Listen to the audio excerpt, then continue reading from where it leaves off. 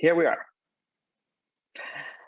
So yeah, today I have a very simple task with me, which is to help everybody who is listening today to produce the best performing ad. And I'm gonna try to do that by sharing the insights that I have from working for some of the most advanced advertisers in the world.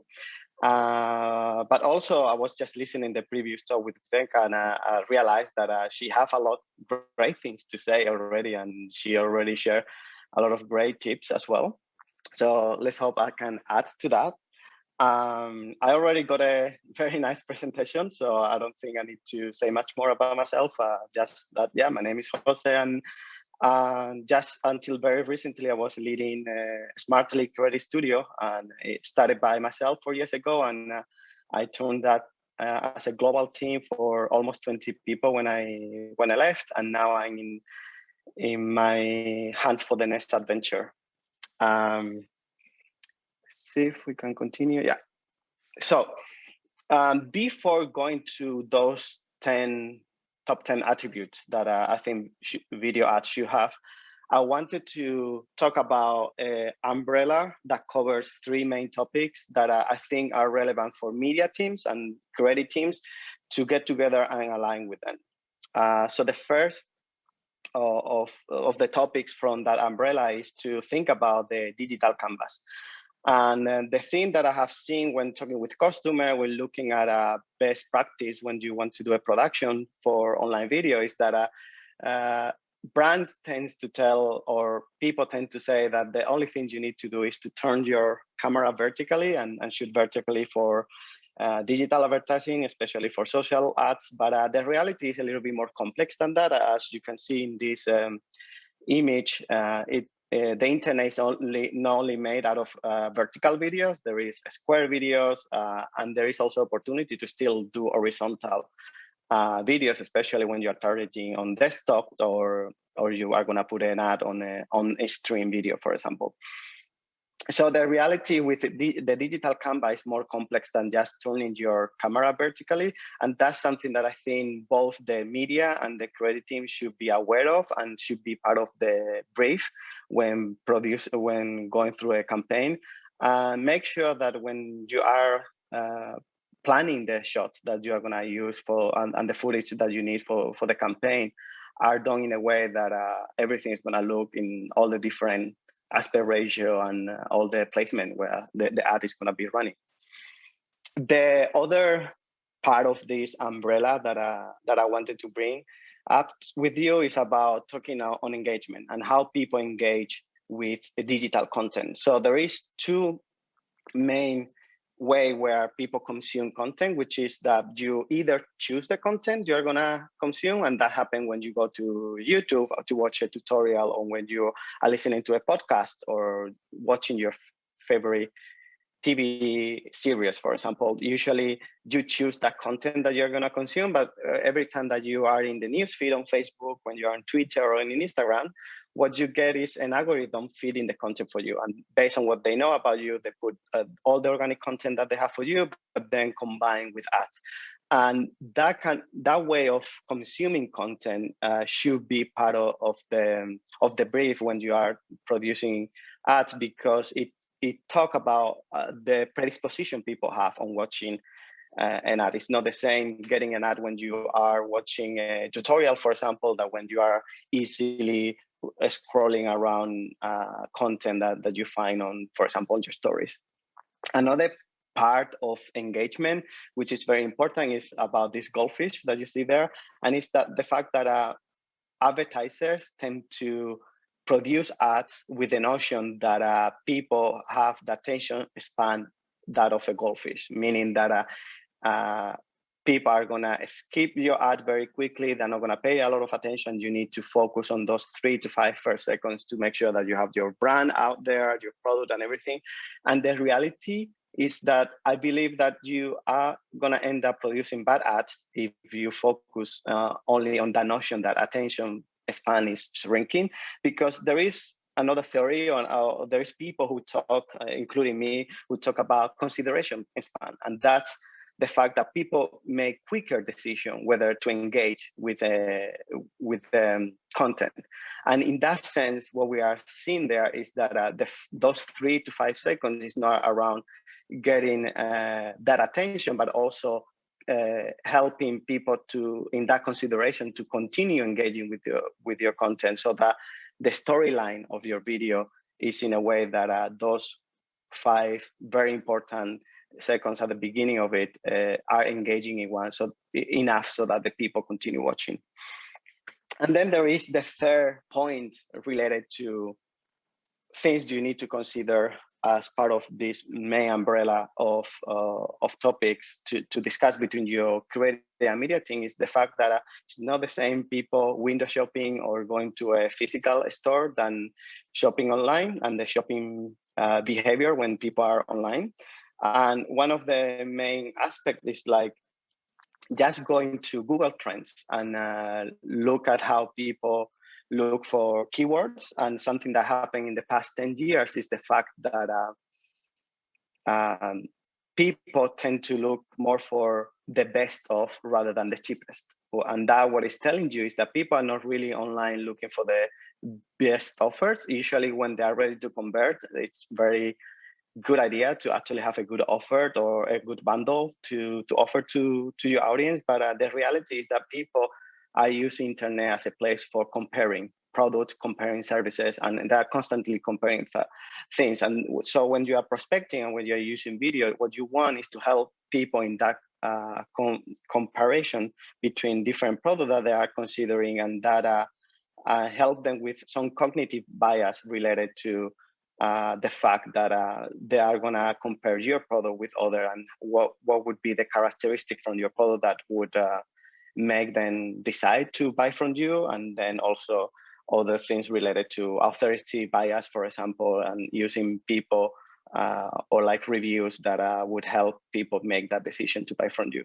So if we look at the whole umbrella that I was presenting to you today, we are talking about 3 main things. And it's that the digital canvas is more complex than just turning your camera vertically. And I think this is important to influence the brief that you have when you are gonna have a campaign, and think that if you are gonna have content that is gonna be placed in different placement, the assets that you need to hold the opportunity to be used in all those placements. Then there is the fact that people choose the content or let an algorithm put the content in front of them, and that give a sense of the predisposition they have to watch your ads. And then the fact that people not only have a short attention spans, but also they decide quicker whether to engage with the content. You should use those precious 3 to 5 seconds only to propose your brand and product up front, but also how do you build the storyline on your ads so that those few seconds are engaging enough so that people continue watching. And then, consider all the shopping behavior, what is happening when people are shopping online, and how do you translate that into relevant ads. So now, yes, we're gonna go through those top 10 attributes that I think best performing video ads. As I said, I'm using insights from working with some of the most advanced advertisers in the world. I have been producing video ads for more than 10 years. I would say we are close to 15 years since I started in the video production industry. So I'm gonna use what I have learned from my job experience, but also what I have learned from data-driven creative teams like people at Facebook or at Google, for example, who have already also done a lot of tests and share ideas on what does it mean and how do you translate those tests into insights for producing performing ads. To keep it engaging, I'm gonna do this as a quiz. So this is a quiz time. So if you are at home or whatever place you are and you have a piece of paper and a pen, you could write down which of the 2 options I'm gonna be giving you think is the right one. I'm gonna straight away give you the answer to each of them so that you can see if you are right or wrong.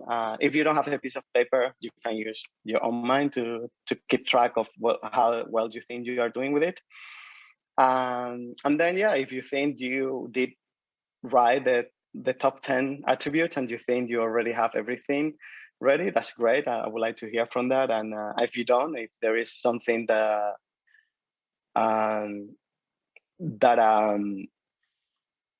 if you think that it's gonna, if you learn new things, then that's gonna be a great thing that you can bring to your teams. So let's start with people or places. So imagine that you are gonna have a production and you are gonna have the first scene of the video. And you have to choose whether you put people when you open the video or you have places. And places, imagine a beautiful scene with a drone coming in and see the whole beautiful landscape, something that a lot of auto vertical brands use a lot to show the cars, for example.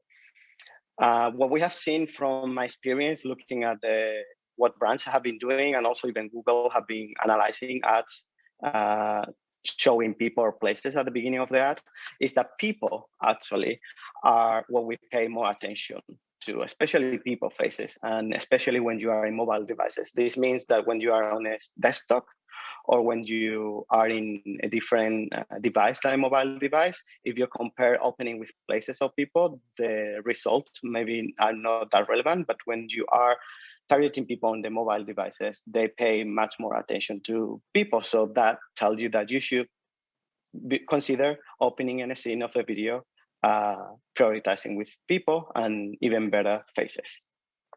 Continuing with that, I would like to go deeper into, okay, if you have people, should you have them film an angle or should they have close up in front with the face looking at the camera like I'm doing right now? There's have been some tests on this, but also I think you would get an idea which one performed the best, especially if you see UGC content. And the answer is yeah, direct looking up front to the camera. It's a better way to get the people in your videos, and this is something that happens a lot when you look at UGC content and how people, the influencers, for example, always look at the camera and they're always directing the message to the people looking at the ad. Then if we think about adding overlays to your ads, there is two approaches to it. You rather prefer to keep it clean, not add a lot of elements, so you are able to show the product clean. But then there is the opportunity to always add a text overlay and what kind of information should it be. In this case, what I have done is to look at different verticals and different industry.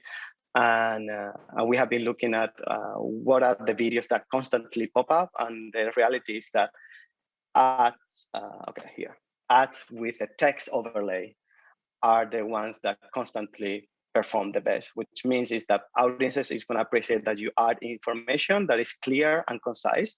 And also things like price and discounts are things that also pop up a lot when looking at text overlay and what information you should have there. So definitely focus on that in your next production. Then something that a lot of people would answer immediately is that the internet is a place where short video win, and the shorter you keep, the better. But the reality I'm going to tell you today is that both, let me see if I get it right. Yeah, both of the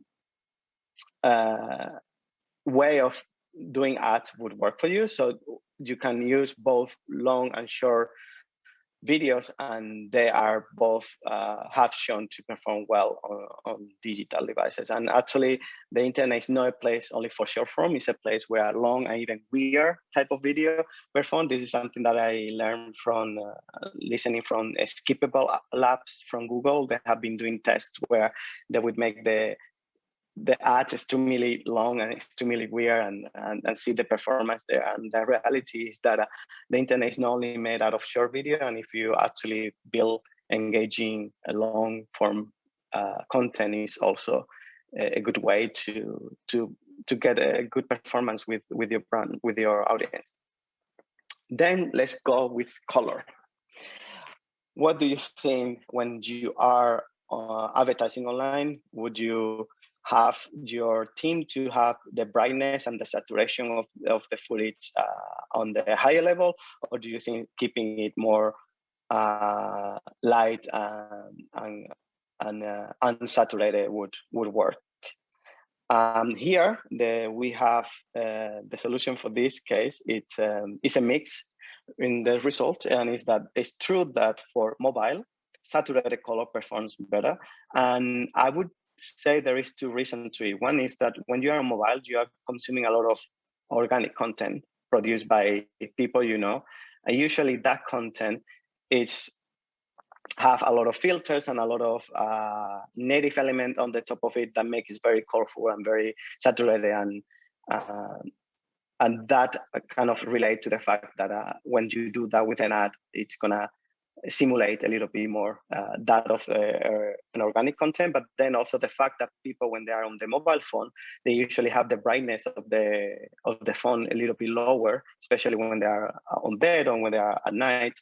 They try that the screen doesn't bring a lot of brightness. So that could be one of the reasons why what we have seen is that saturation and brightness work well when doing ads for mobile. But if you do the same test and include desktop and you look and analyze the data, actually both of the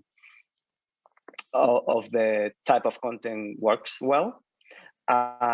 So what I would recommend you is to just keep things a little bit more saturated and with some more brightness, because that seems to pick up better for online audiences, especially mobile. And then when we think about generic or organic content or personalized content, something that I have seen with a lot of brands is to try to have an ad that would be targeted for all the type of audiences they have, and that it represents everybody at the same time and keep it generic. But the reality of what I have seen, not only from my own experience, but also platforms like Facebook have done some tests that when you personalize and when you portray people's reality back to them, that's a winning strategy. And what this means is that, yes, you need to invest a little bit more to represent different community, like the LGBTQ community or people with disability, or representing women the right way. Because what we have seen, and if you look at Facebook recently did an analysis of representation on Facebook ads, the reality is that there is very underrepresented communities, and there is an opportunity for brands to do a better job there, because the reality is that that have become a winning strategy for many brands. Then this is something that in the previous session was mentioned, and I'm happy to hear from Vivian what she mentioned, that whether to keep things on a fast pace or a slow pace. And here what you see is a scene that lasts 9 seconds, the one in the slow pace, and the other one lasts 4 seconds, which means is that we have been deleting a lot of content, but still trying to say the same thing. On the slow one, you see the scene setting by the guy sitting down, opening the box and showing the product to the dog, while the other one, things happen in a faster way. Internet, it is a place for fast pace, and don't expect that the rules of storytelling for traditional media would work online. Something that a lot of creative teams would do constantly is to give people time to breathe with the footage and show the beautiful content that they have produced. But the reality is that audiences, especially the younger audience, expect you to tell the story faster, and they are able to pick up a lot from faster pace. So don't shy away from keep things faster, and just make sure that people are able to read and to see the content, but don't let them sleep over it. Then when we look at UGC and professional footage, this is can be a hot topic here. For this case, I actually added 2 examples that we are not probably going to be able to see much we are going to continue.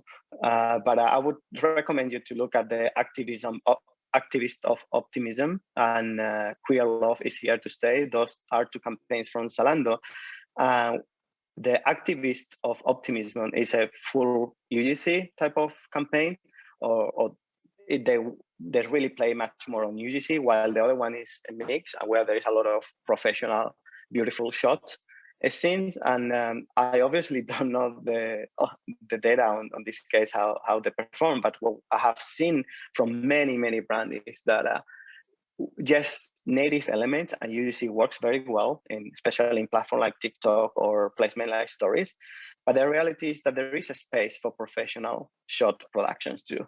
Many brands I have worked with, and especially for somebody like me who is an advocate for brand identity and being able to portray the brand the best you can. The reality is that when you look at what are the best performing ads that many of the brands have, you will see both of them represented very well. So UGC and professionally shot footage both can work, and you shouldn't shy away from one of them, but try a mix of both.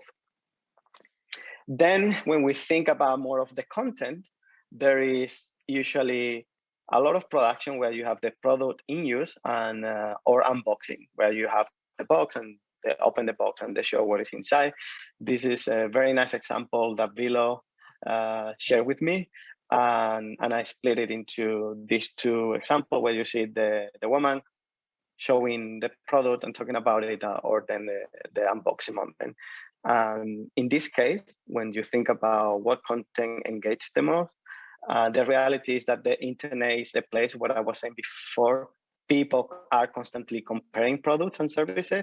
So having the variety of both unboxing and product in use footage, it's going to be key for a greater performance. So I wouldn't say one of the two would be the best one, but rather mix things up and continue playing with the both.